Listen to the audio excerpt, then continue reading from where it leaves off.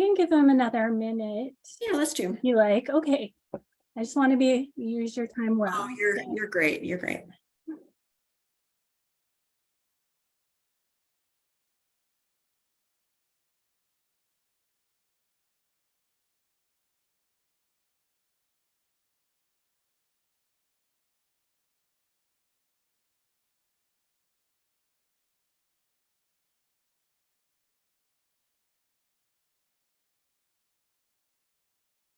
Glad everyone survived the snow. It's good to have you here.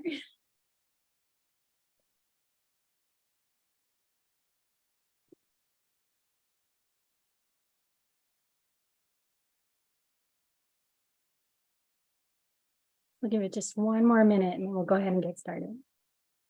Thank you.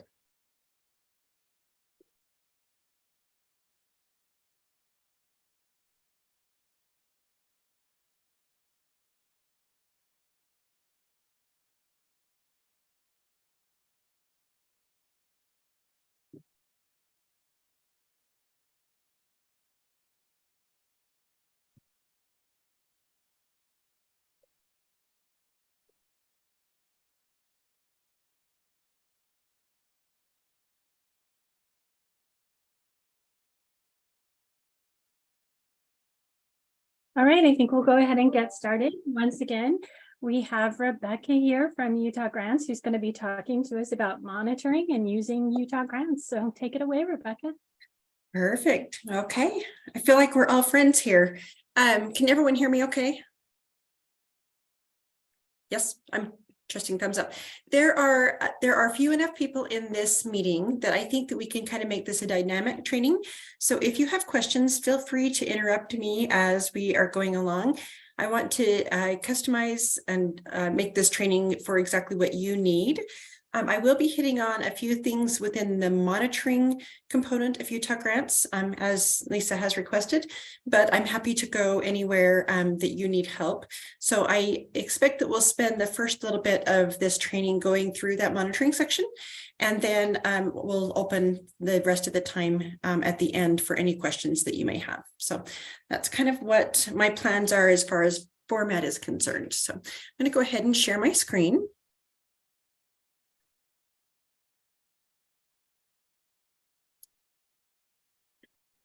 Okay, can you see the Utah Grants screen? Lisa, give me a thumbs up. Yes? Okay, perfect. Okay, so logging into Utah Grants, I am currently logging into our development site. So this is where we do our trainings and our testing. So this, the data that you're seeing within the site that I'm showing on the screen now is just testing data. It's not actual real stuff, but the functionality is the same. So just if you see something that doesn't look familiar, that's why there's a lot of gunk in here from testing, from the testing perspective. So what we're going to talk about is monitoring. So on the grant life cycle, monitoring is here on the top far right. We're also going to be talking about the analytics tab just a little bit, but let's go ahead and start in the monitoring tab. So there's a few things that we do here. So we manage payments in the monitoring, we manage site visits in monitoring, we don't actually utilize progress reports in Utah Grants as of right now. I don't know if that's going to be in the future either, but those are the two main things that we do in the monitoring section in Utah Grants. So most of you should know about payment requests, but I wanted to hit upon the site visits and how we are managing that in Utah Grants. As our fiscal monitoring team is coming into the full level of staffing, more and more site visits are being conducted, and I've had the request to do a specific training on site visits. That said, everything that we're going to be talking about today will be provided in training materials, so don't feel like you have to take copious notes. I don't have them published on the web just yet, but you're going to help me to refine them today to make sure that the instructions are inclusive of everything that they need to include and answer or address any questions that you may have. So the notes will be available, as will the recording for this session. Okay, so within the monitoring tab, I'm going to click here on the left to view site visits. And you can see here that I've created 2 different records for site visits for this pretend Alpine School District and by testing organization. Just to show you another way of navigating that may be helpful to you. So what I did is I went to monitoring, view site visits. On the home screen, there's also a lot of really helpful information under your organization profile. So from home, if you click on Manage Organization Profile, and then click on Management in the sub-tab, you'll see the same thing here. So you'll see those same 2 desktop review records, as well as risk assessments. So this is just another way that you can get there.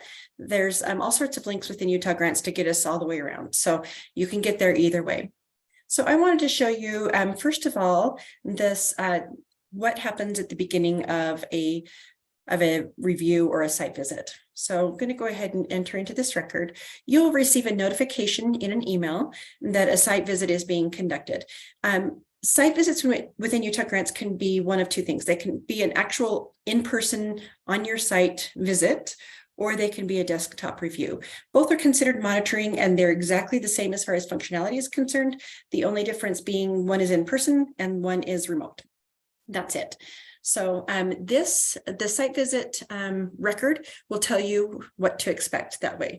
So on the monitoring activity here on the top, where it says desktop review, that tells us that it's a remote visit or remote monitoring event.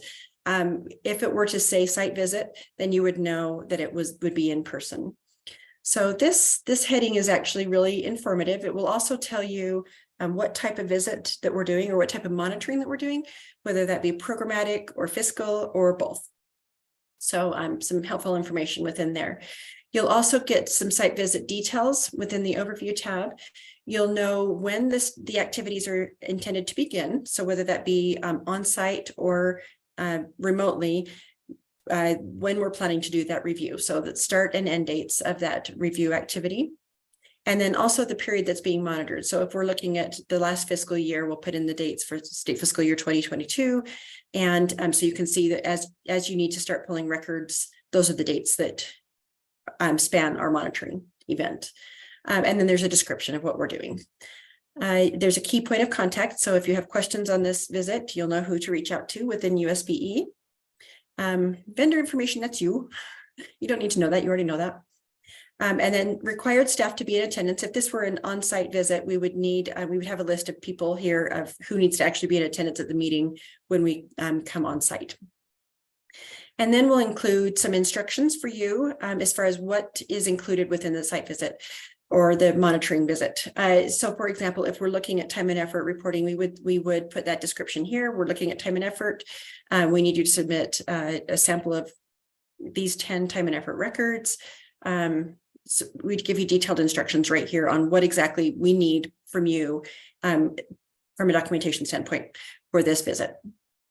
And then we also talk about or include which programs that we're including in this monitoring. So it could be just one program, or it could be multiple. So it could be like all of the title programs lumped together, or all of the special ed programs lumped together, or it could be just one program. And that depends on our fiscal monitoring staff on what they're reviewing and looking at as far as how they group those monitoring visits. They are trying to group them together whenever possible so that we reduce the amount of work both from us and on you. And then in this context to be notified section, this is who we have contacted, who we know at your organization needs to be involved, and at our organization at USBE. So everyone that's involved in the site visit. These individuals may or may not be users of Utah Grants, but notifications will go out to everybody on this list saying, hey, a site visit is going to be conducted. Here are the dates. Essentially, it includes everything from this overview section. If you have access to Utah Grants, you can also get into Utah Grants and manage this site visit. Otherwise, you'll just receive the notification saying this site visit is going to be conducted. So we can notify users that are not, employees that are not users of Utah Grants, but you have to be a user of Utah Grants to be able to go in and attach files or manage this site visit. If you need to add new users, we've got instructions on our website on managing users within Utah Grants. The expectation is, though, that with all of the people that are contacted, you'll pick a point of contact and have that individual responsible for kind of managing the documentation, adding information within the system to provide back to the fiscal monitoring team.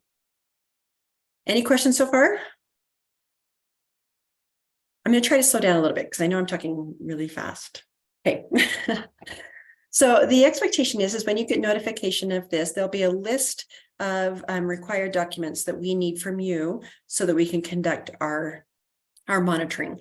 That will typically be within the information section. So within the instructions for subrecipient section, what type of documentation that we need. So you will find this record within Utah Grants, follow one of those 2 navigation paths that I showed you before. And then you'll come in here, you'll read through, you'll look at the instructions and determine what needs to be attached and included. And then you go to the attachments tab and attach right here under the attachments from grantee. You would just click on the new button and then attach that documentation and file. Also, if there's any instructions that are required or that we are providing to you, any additional information or files, we would include that here as well.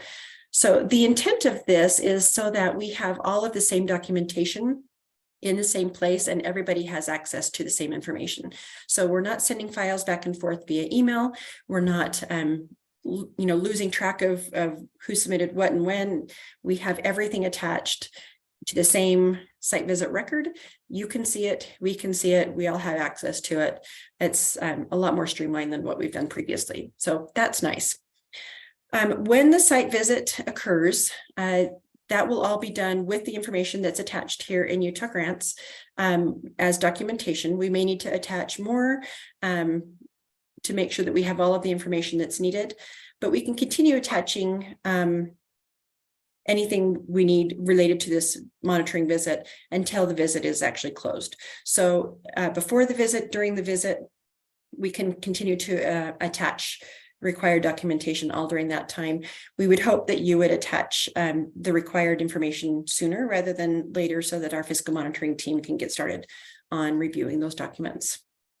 Okay, so after the site visit occurs, our fiscal monitoring staff will review all of the information and the criteria, and there may be a little bit of back and forth as far as answering some questions or providing additional documentation.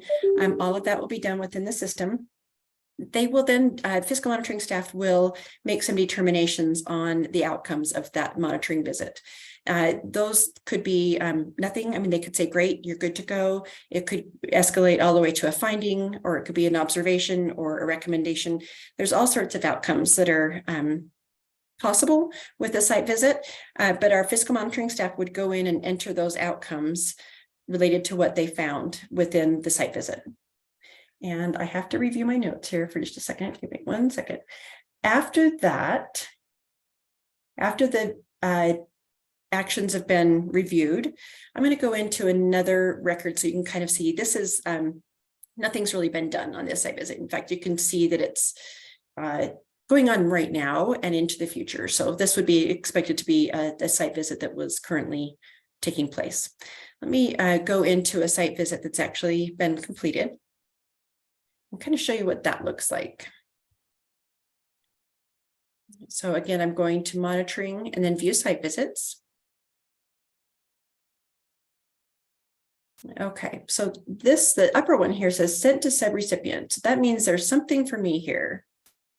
When the fiscal monitoring staff enters an outcome that requires your attention, you will get a pending task to respond to that that action. So if there's an outcome that's required as a result of a finding, a pending task will come to you saying you need to enter an outcome here. So here's an example. This site visit is done and we have a finding. So in my outcomes tab, this populates after they've done their results. This fiscal monitoring staff has completed their results. You can see here that there's a finding and there is corrective action required. So if I look just with the eye, it will give me the corrective action record. So essentially it will give me the description, the criteria, condition, cause, effect, and recommendation and any question costs. So it gives kind of a high level report of what that finding involved. And I'm going to click the back button.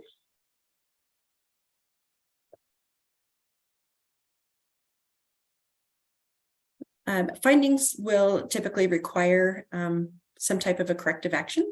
So you would click on this corrective action link. And here you would indicate what it is that you're going to do to correct that action. So you would basically say time and effort. Let's say we're missing a policy. We're going to assign this corrective action to a specific individual within our school district. And we're going to say exactly what it is. We're going to talk about how we're going to correct creating this policy and when we expect to have that done. So let's say we're going to do that by March 1st and save. Oh, and I also have to go into roles and say who is going to approve this corrective action. So whoever is going in to put in this corrective action should not be the internal approver, because we always have to have two separate people with everything that we do in Utah Grants. So just make sure that the individual that is assigned to the corrective action is different, and putting in the corrective action is different than who is approving the corrective action. Okay, so now I've got Valen in as the approver. And I will save.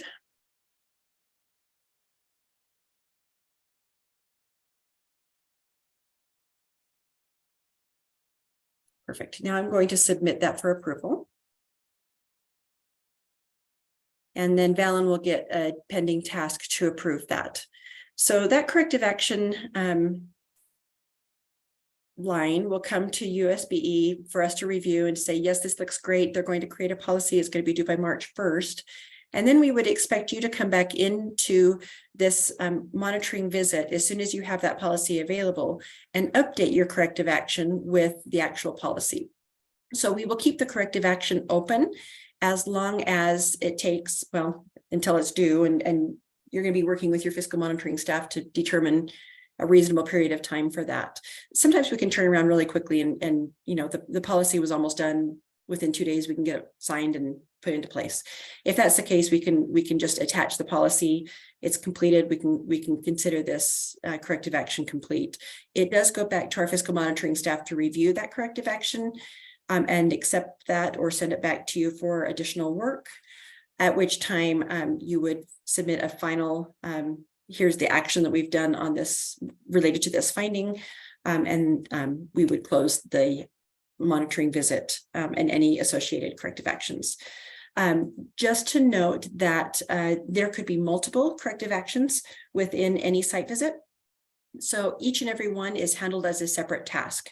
So the site visit itself will not be considered complete and closed until all of the corrective actions have been completed and signed off. So then they'll be done individually. So it's a little bit of work when you have multiple corrective actions associated with a site visit, but that way we can keep track of which ones have been done and which ones haven't. Okay, so are there questions as it relates to site visits or fiscal monitoring desktop reviews?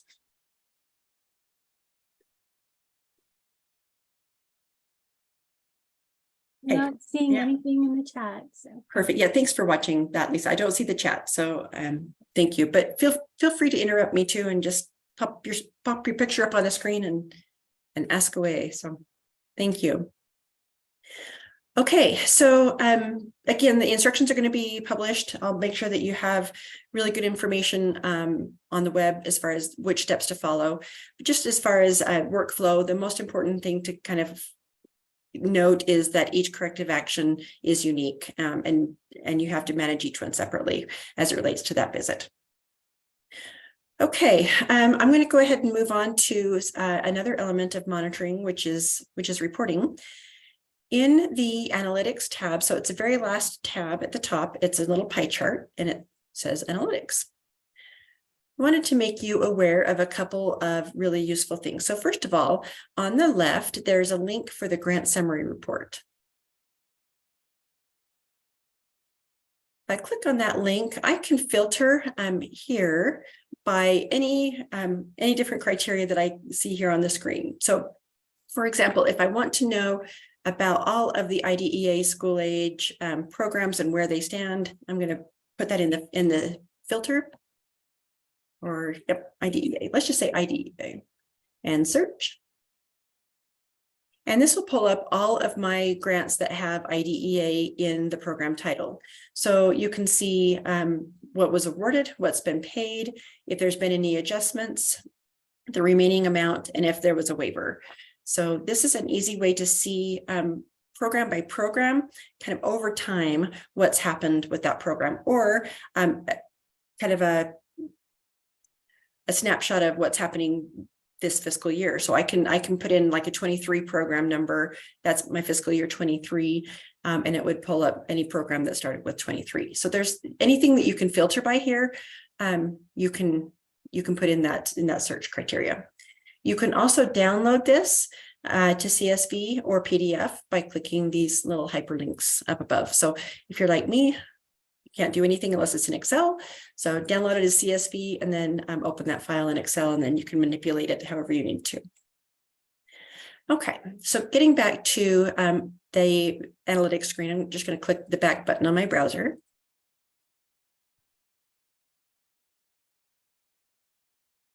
Oh, I did notice a chat. Perfect. Thank you.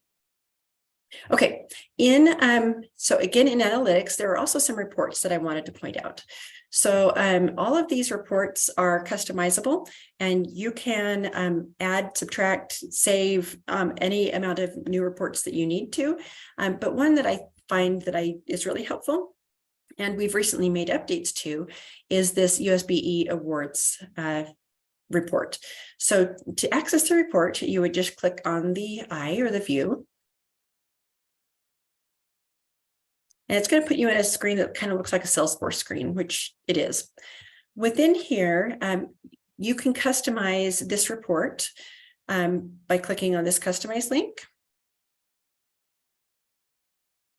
And it pulls up here on the left a whole bunch of new information that you have available to you within this report that you can just click and drag into the report.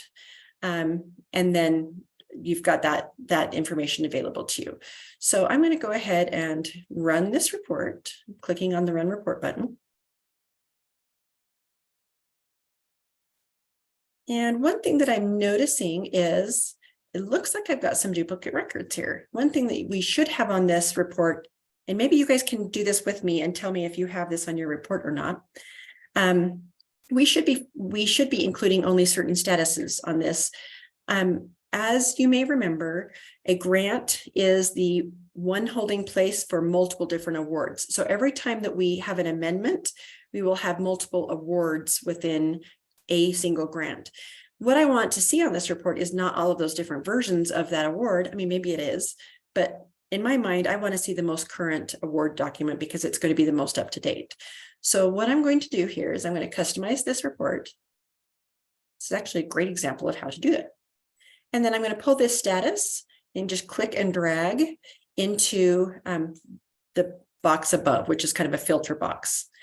And I'm going to say, I want everything that has a status that is not equal to, and then use the search box. I don't want to see anything that is amended. And say, okay.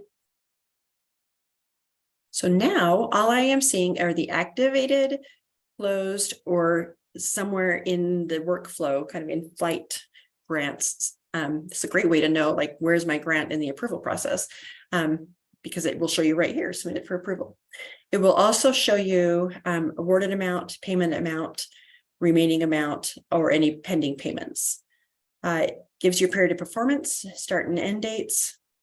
Also, this is new for this report. It will give you a CFDA number if it's a federal program, and your sub-account is what we call the district program revenue codes. Do you guys use district program revenue codes? Do you use these codes? They're here if you do. I'm not sure if it's just districts or if it's also charters. So if so, they're available. CFDA number is a great tool as you're preparing your CFA. Yeah, they're saying that, yes, we do. Yes, yay. Okay, I'll stop calling them district numbers then. Perfect. Okay, so to get the detail, now that I've customized this report, I'm going to go ahead and run the report. Okay, and now I have all of that detail, multiple lines within the report. Like the grant summary report, I can also export this into multiple different file formats by clicking on export details. And I just typically use whatever is defaulted here and say export. And then I can open that in Excel, and it's a lot more meaningful and useful for me there. Okay. If you want to save those changes, you can go ahead and say save as and create a new report. So in this one, I'm going to say save that as USBE awards, active and closed. I can put a description in there, and then it's going to save it to my personal reports. So I can say save and return to report, or I could just say save. And then it would exit out of that report. So again, super helpful reports to have. You can customize them in any way that you need to. Not all of the information will be there on the left. If as you customize, what I meant was this information here. So if you are looking for something and you're not seeing it, feel free to give me a call or call the Utah Grants Help Desk, and we can help you through to see if there's a different report or if we can make some other fields available within the report for you. So I'm going to go ahead and close that report. Nope, it did not like that. But again, I'm in my testing org, so it's going to be crazy. Okay, I'm going to go ahead and just abandon that window for a minute.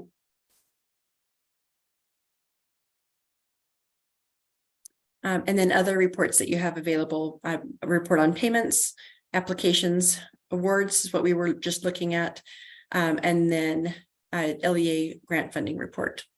So do you guys have all four of those reports in your view? I trust yes. If not, let me know. Okay. One other piece that is really helpful that's new within Utah Grants that I wanted to point out can be used for monitoring. It's within the grants tab, but it really is how I would recommend that you access a lot of your information within Utah Grants for your monitoring. So if you click on the grants tab and then click on this view grants link on the left,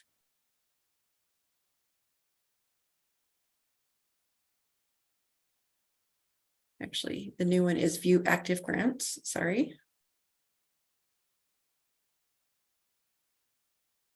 Okay, so we have some new fields within this report too. This looks a lot like that awards report that I ran, although this is just a table within the screen that I can link and get to these records really easily. So by clicking on grants again, and then view active awards, I can see essentially that same information that was in the report.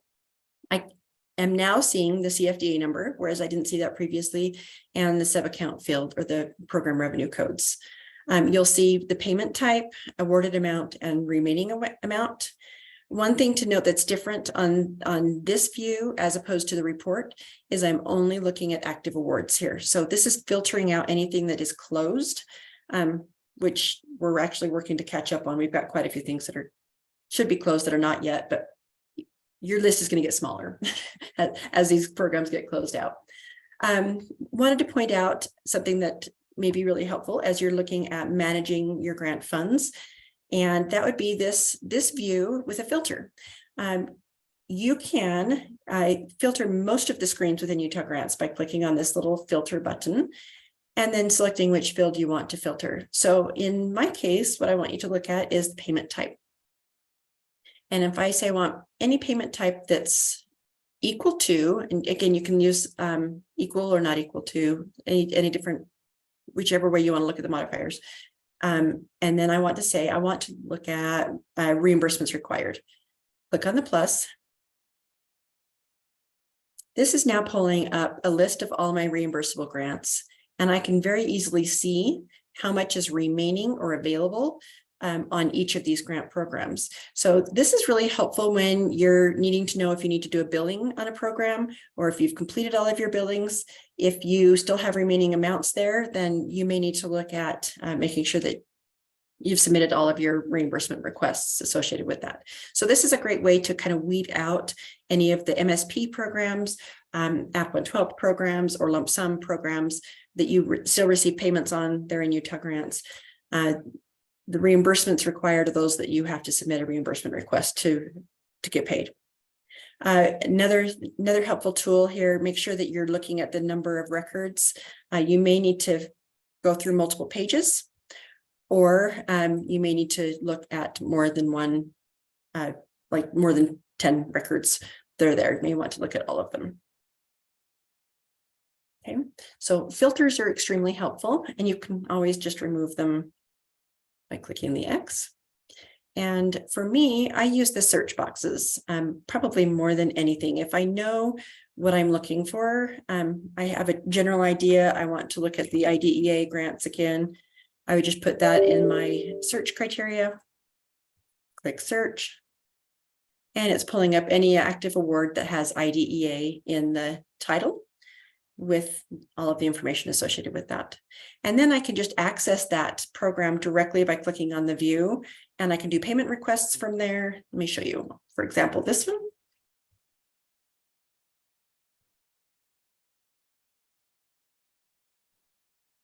Taking just a minute. And I've kind of got the spinning wheel of death. Okay, so by accessing this record, I can see like what is my budget period. I can see the total budget. I can do a budget revision if I need to. I can do a new payment request or waive the funds. Anything that I need to do as far as post-award management of that grant, I can do directly from that screen. So that's probably one of my favorite screens to get to right now, just because it provides so much information, as much as the report really, and it still lets you access the record that you're looking for. Okay, I think that's it as far as what I had on my agenda to show you today, but I wanted to leave some time to answer any of your questions. So fire away. What questions do you guys have for me? And Lisa, if there's anything else you wanted me to hit that we didn't, feel free. That's good for me. Okay. Not seeing anything in the chat so far.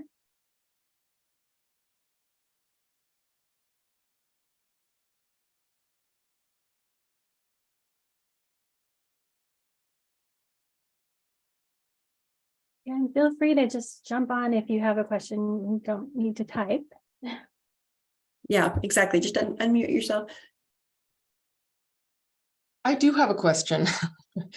I'm wondering why like such old grants are still in here. And even when you pulled up your active report, you could see that ones were like they expired in 21, but they're still in there, and they're even still pulling up in your active filter. And They are because I haven't closed them yet. It's actually me and Louie. It's the Utah Grant Support Team that are closing these out, and it's just a capacity issue. It's a matter of getting them closed out. So we manually have to go in each and every single funding profile and close them out. And if there's any amounts that are left over that haven't been utilized, we've got to turn those back. So it's quite a process actually to close out a program.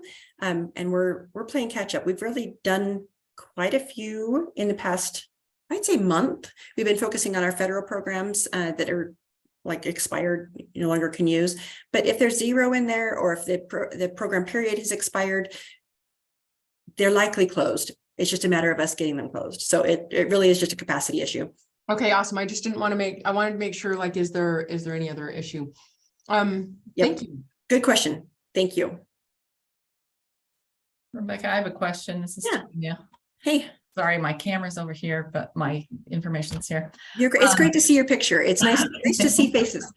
Hi. So what about things like I have a couple of things, one in applications that, an application that I started that we then abandoned, Mhm. but now it's past the deadline and we can't delete it. How do we get rid of those? There's also a reimbursement request that I think is also an old one Sure. that I can't figure out how to get rid of that. So let me show you in applications. I want to see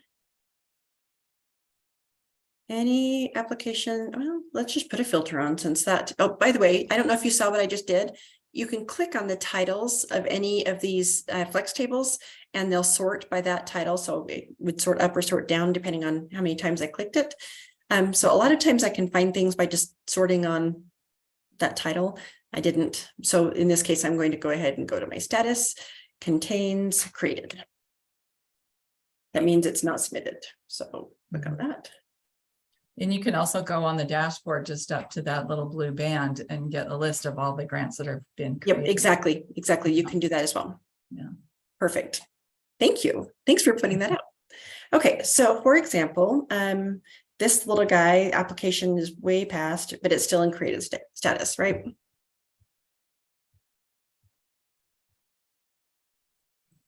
See that it's expired. There's nothing I can do here. Oh, I thought there was a way to say I'm not interested, but maybe that has to be while it's still active. Hold on, I'm playing here. Okay.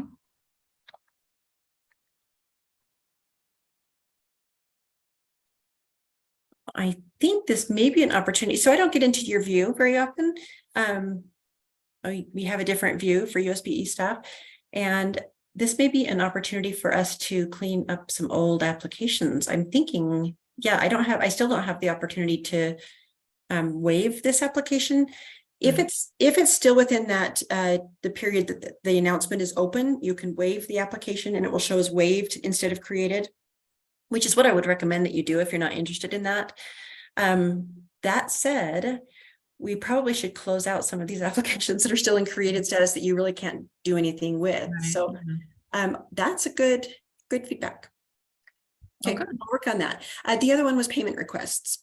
Yes. So payment requests, you can actually delete. I do know that, but it has to be either whoever created it or the key point of contact. So those are the only two people that can actually delete a payment request. Okay. Well, I'm looking at one that I'm the owner and it's from 2019. Do you have a little trash can next to it? Oh, wait, let me go back then.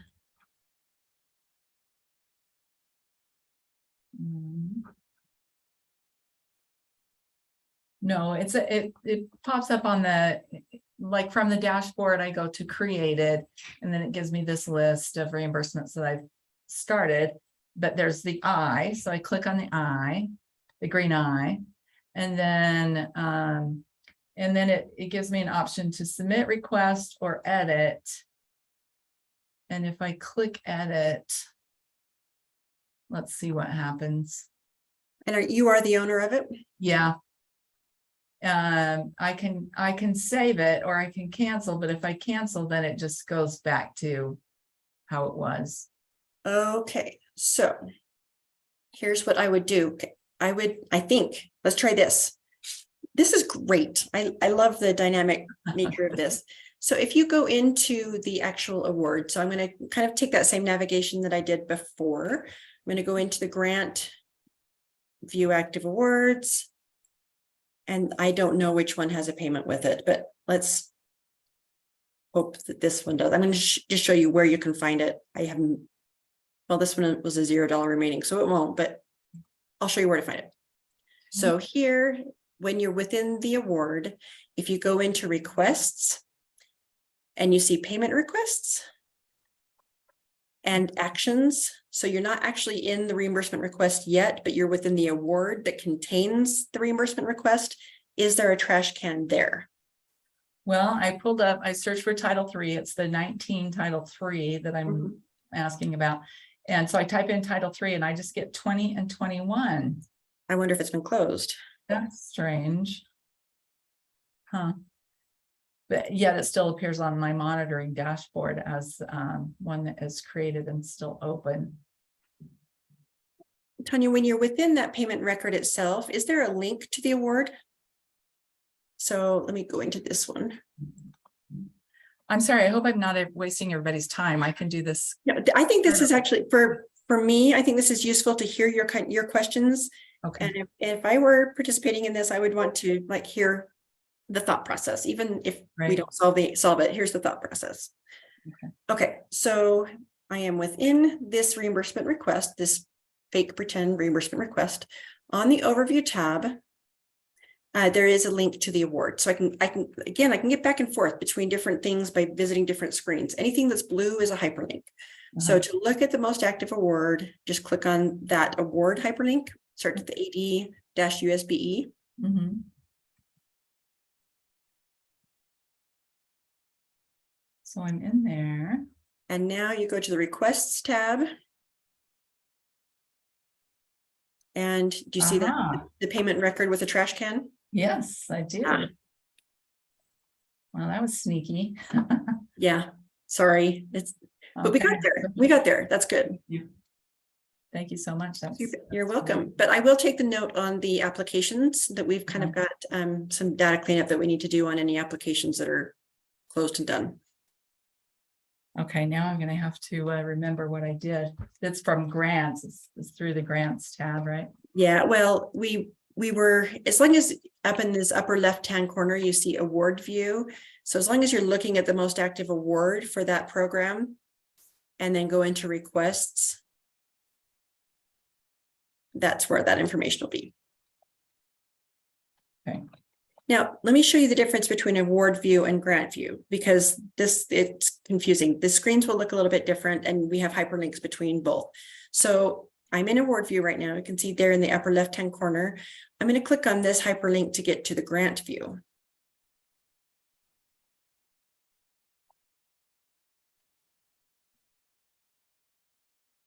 This is what I was talking about when we have multiple versions of a grant. So if we have amended the grant for any reason, if you go to the awards tab, you'll see multiple lines here. This one only has one, so it's a one-to-one relationship, but it could be one-to-many. The most active award, most recent award is always going to be on the top, but anything that you're going to be doing within this program will typically be at this award level. But the ultimate container, the big container to see all of the different versions of everything, will be the grant view. So if you want to see a snapshot of this grant over time and how it's been amended and updated, the grant view is a great way to do that. If you're actively working it, go to the most recent award and manage it from there. So grant view versus award view. Set, add confusion, or help. Hopefully it helps. Yeah, I had myself muted, but yeah, that's helpful. Thank you. Other questions from the group?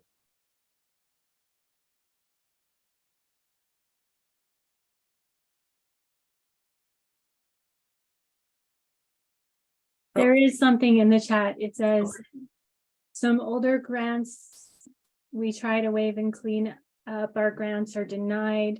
Should we keep trying to clean them up or wait for you? I would definitely say if you have remaining amounts that are have not been reimbursed, that you're not going to be reimbursed for those.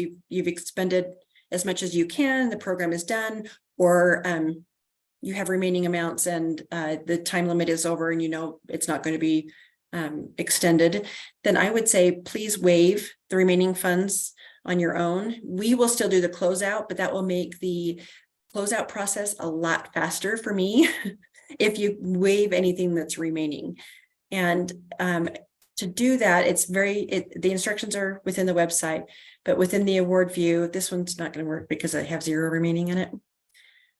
But within the award view, it's just like a payment request. But instead of clicking on new payment request, I would click on waive funds. And that has to come to USBE for approval. So, and it goes to your internal approver as well. But that helps us in the overall process. If you have a whole bunch of grants out there with remaining amounts that you know you're not going to utilize, yes, please initiate a waiver on those because it does help us in the long run.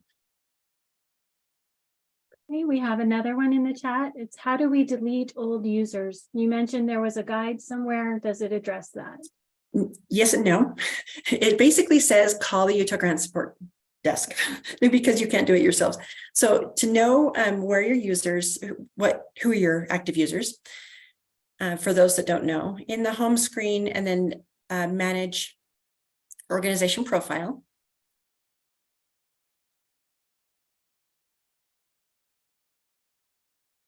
On the overview tab, it shows any user who has ever been any individual that's ever been a user in Utah Grants.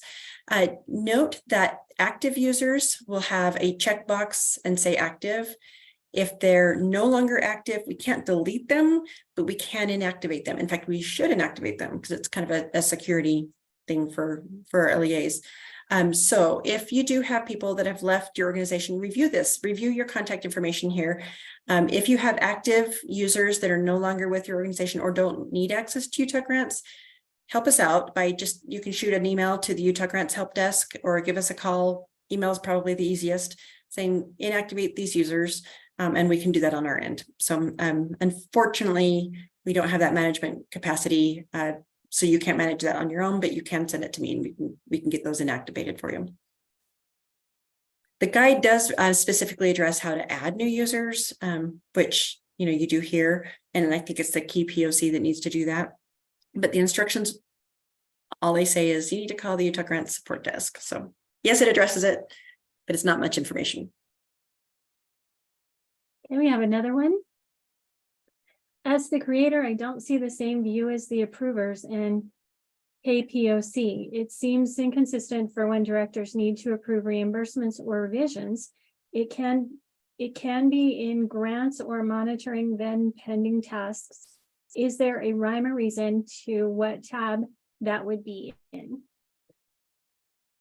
So if you're seeing information from a creator and an internal approver that differs, then let me know, because I wasn't aware that there were different views between the two. Pending tasks may be different because pending tasks can be specific to the user. And I'm not sure if that's what you're referring to, but the views, like when you get into a payment request to create it and you get into a payment request to approve it, those two views should be the same. And if they're not, I need to know because they should be the same. And an approver should always see the same things that the creator is seeing. Otherwise, they don't have enough information, in my opinion. Do you have an example or like a specific screen or more information that you can share with me? Courtney, would you be able to unmute and get more info on that? Let's see. And if not, maybe you can. She's going to try and get her headphones on. Yeah, and if not, you can always send it to me offline and we can look at that. But it should be the same. Okay.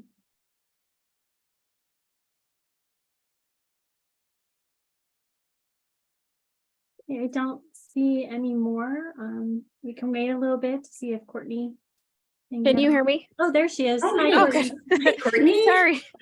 My computer doesn't let me talk without headphones, so I didn't think I'd get to talk on this lovely meeting. Sorry. So I help several directors submit their applications and their reimbursement requests and their revisions and allocation changes.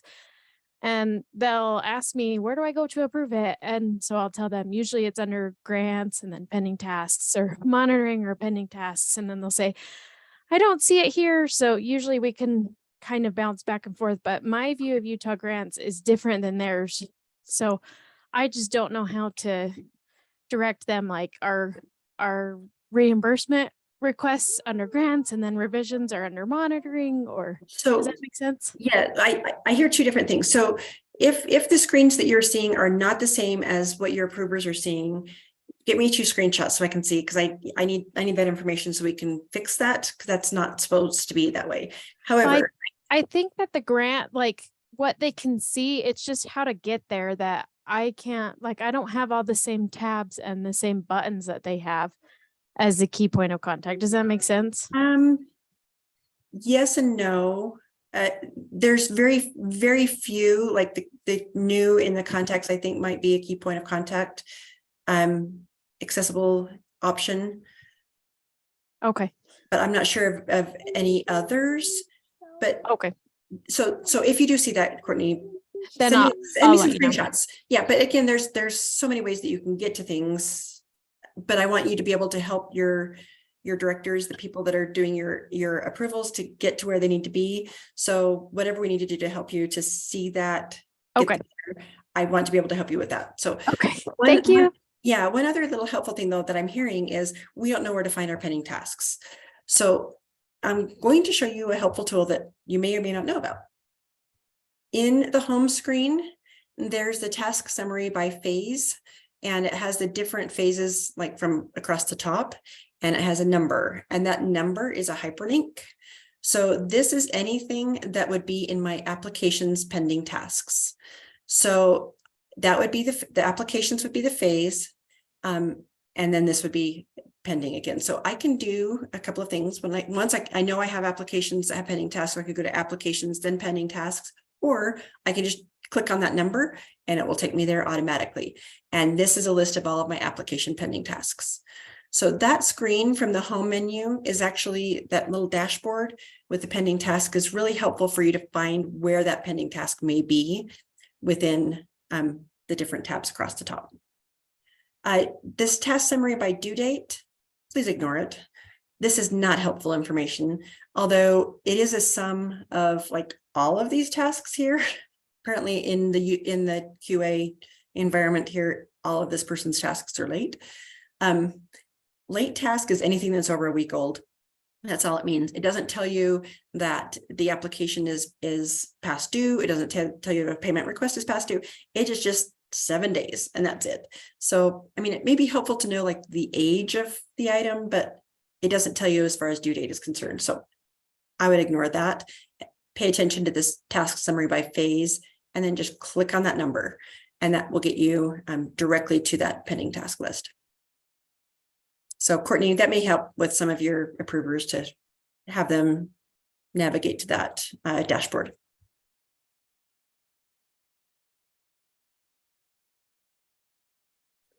All right, I don't see anything else in the chats.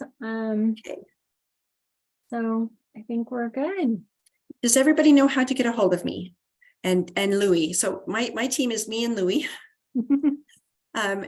Utah Grants at schools.utah.gov is really the easiest way to get a hold of us. And that way you can always reach out to me directly, Rebecca.Nielsen, I think the spelling's on the screen, at schools.utah.gov. Once in a while I take time off. So by sending it to the Utah Grants inbox, whoever can get there fastest will answer your questions or address the issue. So feel free to shoot us an email, which is the easiest way to reach us. And if you think of things after today's training, or you find that other training would be helpful, please also reach out anytime. Let me know how we can be of help. You and Louie are super helpful. Like, I just have to put that out there that you guys are so awesome. You can fix everything. So thank you for that. Courtney, I'll pay you later. Thanks. I'm sure you just see my name come around a lot and you're like, oh, not that girl again. We do. Oh, we're like, yay, it's Courtney again. I'll No, pay it's you later for saying that. You are our super user because you help so many people that you're in there a lot. So we appreciate you. All right, everybody, stay safe and stay off the roads if you can, but travel safely with the weather we're having, and hope you're all well. Thank you so much, Rebecca. I appreciate it. You bet.